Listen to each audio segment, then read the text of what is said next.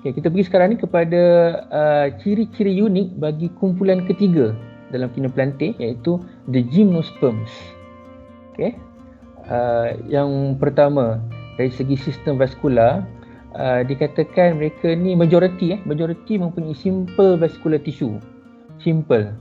Okay, tapi sebenarnya ada ahli kumpulan gymnosperms yang menunjukkan sistem vascular tissue yang kompleks. Maka boleh kita katakan macam dia nak ke arah maju lah ni. Gymnosperm ni dah nak ke arah maju. Pasal ada ahlinya yang juga mempunyai complex type of vascular tissue. Tapi mostly masih lagi simple. Saiz lagi besar, of course lagi besar daripada Bryophyte dan besar juga daripada grup Pteridophytes. Macam ni, pokok pine ni. Pokok Christmas besar-besar ni. Okay. Dari segi seed dah ada. Ini adalah kemajuan yang ditunjukkan oleh gymnosperm. They are seed plants. However, the seeds are unprotected. So ada kemajuan pasal ada biji benih, tapi masih lagi tak cukup maju pasal dia punya seed dia adalah terdedah, ataupun kita panggil sebagai naked seed. Okay. So selalunya dia punya seed ni dijumpai pada struktur yang dinamakan sebagai cone ataupun strobilus. Cone ataupun strobilus. Maka dia tak ada bunga pasal dia ada cone ataupun strobilus kan. Selalunya kalau tumbuhan-tumbuhan yang berbunga dia tak ada struktur cone dengan strobilus ni. Oleh kerana gymnosperms dia cuma ada cone ataupun strobilus, maka kita kata dia tidak menghasilkan sebarang bunga. So it is a non-flowering plant. So ini yang menjadikan gymnosperm ni kurang maju. Bunga tu sebenarnya adalah ciri maju tau. And in terms of the production of the spores, they are also heterosporous, meaning that they can produce the male spore, the microspore, and also the female spore, megaspore. Dan dari segi generasi yang dominan, sporophyte. So yang kita nampak pokok yang besar ni, ini sebenarnya adalah sporophyte generation. Dan ini adalah satu kemajuan. Berbeza dengan Bryophyte dan juga Pteridophytes, gymnosperm tidak lagi memerlukan air untuk proses fertilization of the gametes. So ini adalah kemajuan lah. Sekarang kita pergi pula kepada pengkelasan dia. Gymnosperms ni kita boleh bagikan kepada 4 phylum. There are 4 important phyla for this group of gymnosperms. The first one will be the phylum of Psychedophyta. Psychedophyta, ahli yang popularnya adalah Cycas lah. Cycas species. Manakala phylum kedua adalah Coniferophyta. Example yang paling popular adalah the Pinus species, pokok pine. Pokok Christmas. Pokok pine. Manakala phylum yang ketiga adalah Gingophyta. Gingophyta. Example yang ada satu je sebenarnya. Ada satu je spesies dikatakan yang masih lagi wujud untuk phylum Gingophyta, iaitu spesies Ginkgo biloba. Ginkgo biloba. Ginkgo biloba. So kalau kita ingat dia punya nama pendeknya Ginkgo je lah. Ginkgo species. Dia punya daun tu unik sikit. Daun dia macam kipas orang kata. Daun dia macam kipas. Beza dengan daun untuk pokok pine. Daun untuk pokok pine dia macam jarum. Needle-like. Berbeza juga dengan daun untuk pokok Cycas. Daun untuk pokok Cycas dia macam pelepah. Dia macam ada sikit-sikit seperti daun Pteridophytes. Ada sikit-sikit lah seperti pokok fern. Sikit-sikit. So pasal tu dia dikatakan agak mundur untuk Cycas ni, pasal dia ada sikit-sikit macam grup yang sebelum ni, iaitu Pteridophytes. Tapi yang ni dah ada kemajuan dah pasal dia lagi besar. Lagi besar. Yang ni paling maju. Pasal tengok daun dia macam pokok angiosperm, di mana daun dia lebar-lebar macam ni kan. Ini adalah phylum yang paling maju dalam kalangan gymnosperm, iaitu phylum Gnetophyta. Example-nya adalah Gnetum species. Dalam Malaysia ni pokok yang selalu dikatakan Gnetum ni adalah pokok belinjau. Gnetum species. Sekarang kita pergi kepada kumpulan terakhir untuk Chenoplantae, iaitu the Angiosperms. Ini paling maju ni. The most advanced of all plants. Kenapa dia paling maju? Pasal they are flowering plants. Bila dia boleh menghasilkan bunga, itu adalah kemajuan tau. Cantik kan? Cantik tu adalah maju lah. kemajuan. Pasal apa? Pasal bila dia ada bunga, dia menarik haiwan-haiwan tertentu untuk membantu proses pendebungaan. Okay. So menarik itu adalah kemajuan. Okay. Dan satu lagi yang maju untuk angiosperm ni adalah mereka menjalankan double fertilization, which we have learned before this in the topic of reproduction, di mana satu sperma mensenyawakan the two polynuclei untuk menghasilkan endosperm. Inilah ekstranya lah.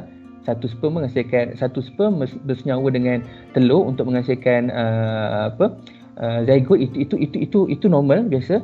Tapi ada satu lagi special, iaitu ada satu lagi sperm yang mensenyawakan the two polynuclei untuk membentuk endosperm. So inilah dia yang dikatakan double fertilization, dan dia sebenarnya bagus pasal dia memastikan ada sumber makanan untuk perkembangan embrio.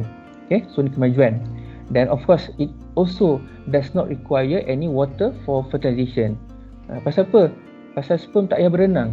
Sperm hanya bergerak dibawa oleh pollen tube. Kita dah belajar dulu kan? Pasal dia dah ada kemajuan ni, maka kita kata dia memang tak perlukan air lah. Okay, satu lagi ciri yang paling maju adalah sistem vaskularnya adalah kompleks, di mana xylemnya terdiri daripada trachea dan juga vessel element, dua jenis, manakala florumnya terdiri daripada sieve tube dan juga companion cell. So this is a complex type of vascular tissue. Okay, majulah ni. Dan dari segi generasi yang dominan masih lagi sporophyte. So yang kita nampak semua ni, pokok-pokok bunga ni semuanya adalah sporophyte lah. Okay. Gametophyte-nya tak dominan, kecil je. Kecil, kita belajar dulu kan. The female gametophyte dinamakan sebagai embryocyte, yang kita tak nampak pun. Manakala the male gametophyte adalah the pollen. Pollen yang matang lah. Okay, mereka juga adalah heterosporous, maksudnya dia boleh menghasilkan megaspore dan juga microspore. Kita dah belajar dalam bab reproduction dulu. Dan ini adalah kemajuan di mana the seeds are protected. Berbeza dengan gymnosperms. Okay, for the angiosperms, the seeds are protected. Dia terlindung dalam struktur yang dinamakan sebagai buah, dalam fruit. Dan bila ada buah, seeds are protected in the fruit. Ini memastikan penyebaran biji benih juga semakin meluas. Itulah dia penting ciri maju ini, pasal dia memastikan penyebarannya lebih meluas. Okay? So ni di antara ciri-ciri penting untuk angiosperm. Maka sedikit tentang classification of angiosperm. Untuk kumpulan angiosperm ada satu je phylum. Senanglah kita nak ingatkan, satu je phylum, iaitu Antophyta.